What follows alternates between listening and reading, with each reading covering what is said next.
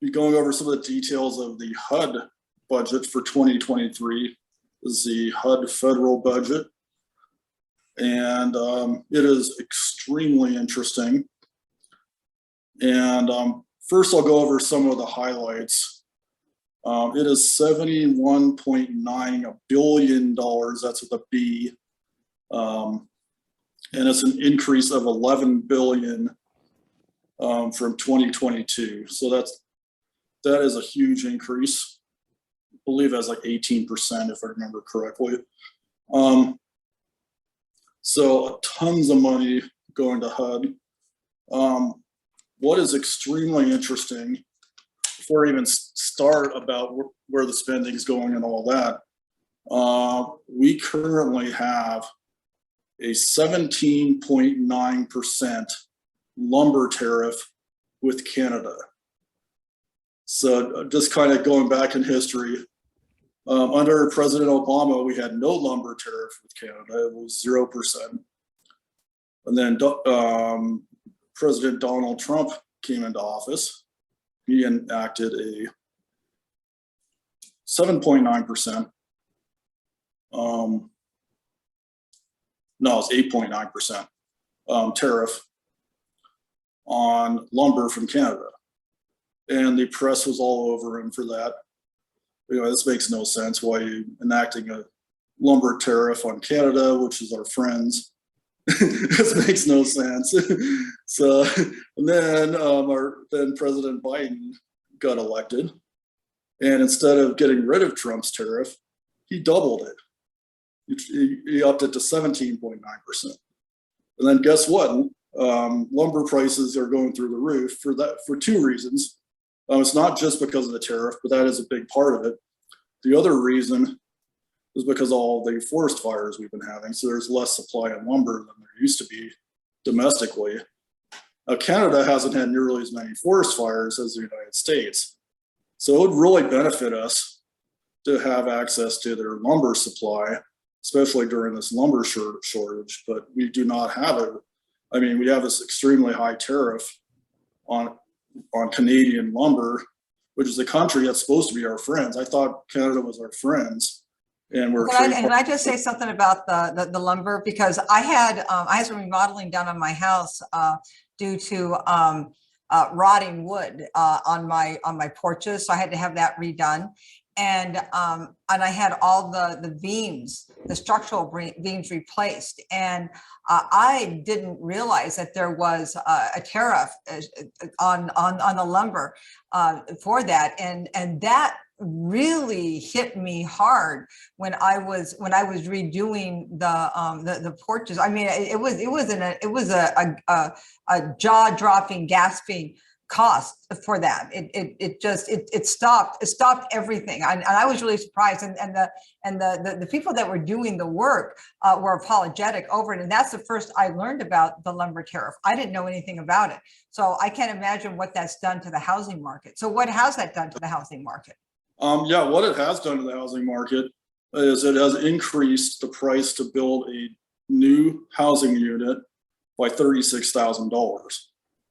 So that means if somebody lives in an area where the housing, this would be one of the less expensive parts of the country, but let's say somebody lives in some place like Mississippi or Kentucky or some place like that, where it's $150,000 to get a house. All of a sudden that house is $186,000 to get the same house. And then in Colorado, that's significant also. The percent is less, the increase, but it's still a significant increase in the cost for construction. But basically that's going to hurt the lower income people the worst, because they're the ones. Well, yeah, of course it's going to hurt the lower income people first. I mean, because yeah, if it's a $36,000, I mean, the average home is going to cost $36,000 more. That literally puts you into an entirely different income range for a house. The end. I mean, it literally just kicked a whole bunch of people out of their price range for a certain type of house, whether no matter what type of house that was, you can't afford it because the house you wanted just went up $36,000, period. I mean, yeah, I totally get that. Yeah. All of a sudden, it's a house that you could have afforded before you can no longer afford. Right. And Yeah. there might not even be housing that's in your price range anymore in that area that you're looking. Right. So you might be forced to move to another area of the country, or you just can't buy a house. Both of those extremely bad choices. And actually, one of our friends was basically had to move outside of Colorado because she couldn't afford a place in Colorado. Well, actually, they're talking about Margot. Yeah, that Margot. She actually, yeah, they actually sold their place here and moved to, I believe it was Arkansas, so that they could actually sell their home, buy a home over there that was big enough for them and their children, because they couldn't afford a home here that was big enough for them and their children. They actually had to leave the state. It was impossible for them to upgrade, literally to upgrade. And that was, and they were able to not just find a place for them and their children, but they were able to find a place for them and their children at half the cost that they sold their home in Colorado for. And they have double the home. So yeah. Yeah, they got more home for less money. So for them, that worked out good, but they had to leave the state. They literally had to leave the state. Yeah. So, yeah, it's really scary. And I mean, even me, if I tried to buy the place that I'm in right now, it would be a real struggle for me to do it. I don't even know if I could. I know I couldn't. I would not. I would be really surprised if I qualified for my home now. That would surprise me if I could. Yeah. It would be right on the edge for me, and it would just wipe out all my extra money. I mean, it would not be fun at all. Yeah. Because I think I would qualify for my home now, but I don't think I could afford the mortgage payments. Yeah, for me, it would have to be eating rice and beans, not eating out. It would just be totally not fun. So, and it's a necessity that doesn't have to be there. I mean, it's because of a tariff. Yeah, the tariff is making it a lot worse. Right. Because before there is these housing tariffs, the price is kind of high under Obama, but it wasn't out. I mean, it wasn't completely through the roof and outrageous, because there are enough new homes being built that weren't ultra expensive that's keeping the price kind of stable. But right now, the new home builders, they're starting at $750,000 in Jefferson County. So that means that the used homes, they're doing the same thing because they can get it. So they're starting like 700 up for single family housing, and most people can't afford that. And that's in Jefferson County. Other counties are slightly different, but in Colorado, but pretty much all of them are not cheap. Let's go over the $71.9 billion funding allocation for HUD. So I'll start at the administration. We've got over $3 billion for administration. That's in the allocation. So that seems awfully high. I would want that to see that itemized to see what that's actually going towards, but it does seem very, very high. We've got this might not be too bad. They have 450 million. Well, no, this is bad. Never mind. This is really never mind. I just reread my notes. That was 450 billion. This is worse. That's like like $500 million is going to. Yeah, when you say it out loud, it sounds a little bit worse than it did. 450 million to lead hazard reduction. Lead hazard reduction? We still have these lead hazard. That's actually kind of scary. I mean, if they think we need almost $500 million to lead hazard reduction, what I'm assuming that means is that in federal housing projects, there's lead hazard. I mean, is that how you're reading it? How are you reading it? That could be what it's for. Yeah, I mean, well, how are you reading it? I mean, that's my first thought, is that tells me that you have to undo lead hazard. like to the Okay. tune of $500 million in federal housing projects. I mean, Well, there's two sources of lead that I know of that still kind of exist. One is before 1970, they used to use lead paint. right. And so that was a hazard. Now, most people have gotten rid of that or painted over it by now, so that hazard has gone down. So it's not, it used to be a really big hazard, but it's a lot less than it used to be. The other source of lead that I'm aware of is lead pipes. Right. Again, those aren't used anymore. So it is possible you could have a service line that is lead. And so that would be a possible lead hazard. It didn't really say what they're doing with the 415 million, whether it's replacing lead service lines and pipes or painting over lead paint. No, is it 415 or 450? I mean, I don't want to say it's almost half a quarter, $500 million if it's only 415. 415. Oh, okay. I'm sorry. Yeah. My bad. So they're totally not wasting any money with. I'm just kidding. Yeah, that's reasonable. That 85 million makes a difference. Still kind of terrifying if you start thinking about it. It's like, yeah, definitely. What lead mitigation? That's a scary one. Yeah, I would have thought that has already been fixed by now. I mean, that's. You would hope that's already been fixed by now. Yeah. I mean, because that's a hazard that's identified in like 1970. Yeah. So you would think that would have been fixed decades ago. Yeah.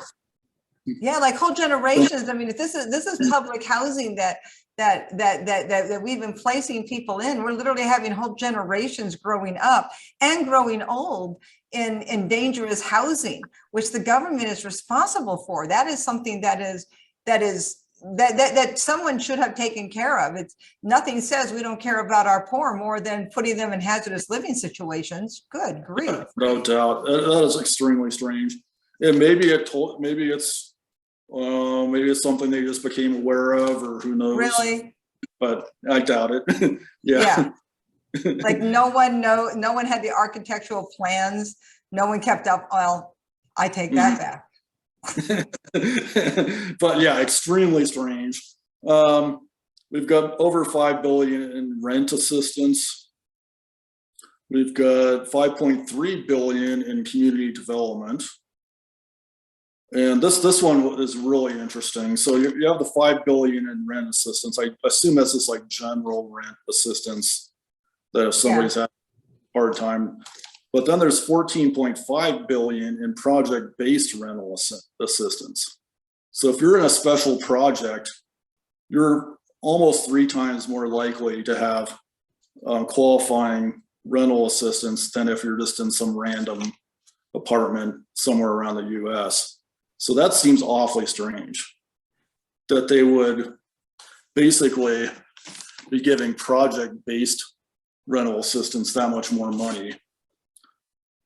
Yeah, I'd like to see a little bit more about that, because I think I might know about that program, and I don't think I'm completely against that yet. But that money, I think they need to word that a little bit better, because I'm not really sure what that is for. Because I actually work with HUD a little. I know a little bit about some of the grant funding and some of the places where they put their money, but I'm not really sure about that. So I don't want to speak on that at all, but that one, that's like the transportation bill. That one has some weird language in it that I don't really know what they're talking about. I could do a deeper dive into that also, to see a little bit more on that. But obviously that's a huge sum of money. Yeah, that is a huge sum of money. Yeah. Now another thing that's going on with this is the reason that so much rent assistance is needed is the inflation rate so high. There we go. So basically what's going on is you have a 9.1% inflation rate, and most people are getting 2 to 3% raises. So there's a 6% gap generally between worker salaries and the price price, cost of living. Right. So basically everybody has taken a 6% pay cut this year. Yeah. I mean, that's put it in real terms. Is like, But yeah, in fact, I heard on the news today that I think they said the average person is paying like $700. It's costing them $700 more a month to live, the average family. Doesn't surprise me at all. I mean, I went to the grocery store yesterday, $8 for a dozen eggs. Yeah. That was one of the more expensive kinds, but still there wasn't anything that was under $3 at King Soopers. Yeah. I mean, it was ridiculous. And I didn't buy, I'm not buying eggs there for that price. I know what you're saying. Cause I usually buy like bowls of like pre-cut fruit. And I noticed today that like a pre-cut bowl of, pineapple was $5. And I thought, whoa, hold up. Same thing. It's like, that seems unbearably high. And no, I'm not going to do that. But, and the only reason I noticed it was because usually it's like overflowing, and it wasn't overflowing. And I noticed that. And I've just started noticing it. Things that like you didn't notice before, I'm noticing it because, you and I are both single. So, we probably aren't noticing it as much as other because we grab as we need. But now we're starting to notice it. And when the single people, I just want to say, when single people start noticing things like the cost of food, that's when you know it's bad. Yeah, right? The families are really having time. Yeah, because the families have been noticing it. We're just starting to notice it now because it's kind of like hey, wait, hold up, that's odd. Yeah, I do remember not too long ago, you could eat the cheapest eggs in the grocery store. It was like $1.69 for a dozen. And now it's $3. And it's like everything. And then some things, what they're doing, like Gatorade's a good example of this. They shrink the size of the container. Mm-hmm. So that's the other way they're increasing it. So they'll keep the price the same or just increase it a little bit, but then the container size goes down. So again, a lot of this extra price is coming from fuel because they have to deliver all the food from across the country to the grocery store. And when the diesel is over $6 a gallon, that price has to come from somewhere, the price of fuel. So that's a big part of it. So basically this assistance is kind of like a Band-Aid for these high prices. It's like, well, we don't want to see people, which I don't want to see people on the street either, because they can't, and a lot of people just can't afford these high prices because their salaries are increasing at a much lower rate than the inflation rate. So yeah, and the last thing you want to do is you don't want to put people on the streets because they've taken a 6% pay cut over the last year because of inflation. I mean, now we're going to kick them out of their homes and they're going to live on the streets and they'll lose their jobs. I mean, come on. I mean, so yeah, this is, it's not, I know this is where I'm going to go sideways with the Libertarian Party, but this is where you have to have government step in sometimes and help people. This is not the worst case scenarios to have the government come in and help people with assistance and housing. However, the government actually caused this problem. So let's not give them a gold star for helping. That's exactly right. They cause a problem. And this is where the problem really lies, is people will become dependent on these programs. So first of all, normally most people can figure out a way to get a house, but now it's almost impossible for most people to afford to buy a house or qualify for a loan for a house or any of that. So, and they're just struggling to scrape by, trying to find a place to rent. So they'll take advantage of some of these programs. But once they're in place, it's really hard to get rid of these programs. And it just becomes part of the budget. So the taxpayers are just getting hit with these costs for every year, because it's really hard to scale these down, scale these back without a really strong economy. Now, the one time that this did happen was after World War II. That's the one time when the federal government was able to get rid of a couple of programs because the economy was so strong and the private sector was doing so well that it kind of worked out. But that's the only time that I know of in history that that's happened at all. So it is kind of scary. Really, the real solution is get rid of this inflation problem, and then people's income will actually be growing instead of shrinking, and you'll be able to afford more things instead of less things. So that's the answer. But unfortunately, you can't really cut all these programs, or you'd have thousands of people on the street in tents. And we already have way too many people on streets in tents. So what we need to be doing is finding solutions on that. And number one, get rid of this idiotic lumber tariff.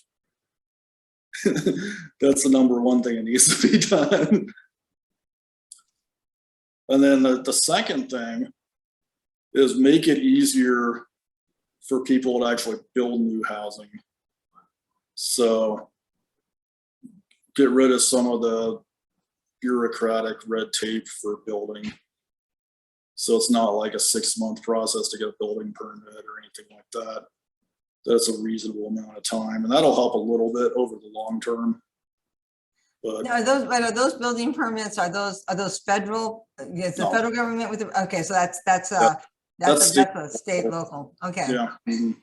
You have to work with our state local people on that. And I say that as somebody, when Margot was running for the House, the Colorado House, that was one of the things that I asked her if she got elected to do, was do something about, the fire alarms.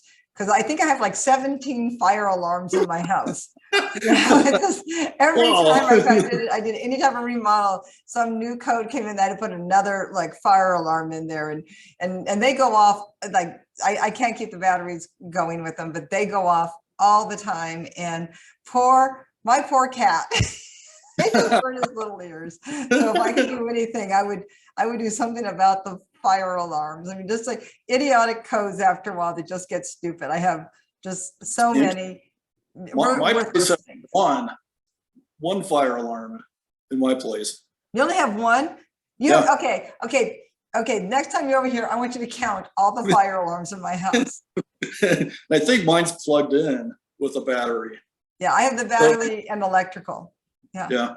So mine, the power. I mean, you didn't hear it going off when I was cooking that one day at soup. I did. Yeah. Remember? Yeah, all my alarms started going off. Yeah. But yours isn't automatically tied into the fire department. Thank goodness. Or they would have came over. But that'll be a regulation soon. You wait. So basically, a quick summary on the HUD stuff. I think they're spending too much on administration. They can farm some of that out to the state, and then that way they could give out more, or either cut the total amount of spending or put more of it to useful work.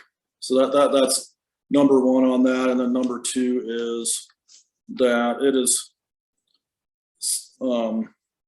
like the 14.5 billion to project-based rental assistance, while only having 5 billion to this regular rent assistance seems kind of weird. That you wouldn't just have a total number for rent assistance. That's what would make more sense, and then have it just go to where it's needed the most. And that way somebody who really needs it, that's not in a project-based rental assistance area, could get it. So that's what I would do. I just lump those together, and then just keep it at that.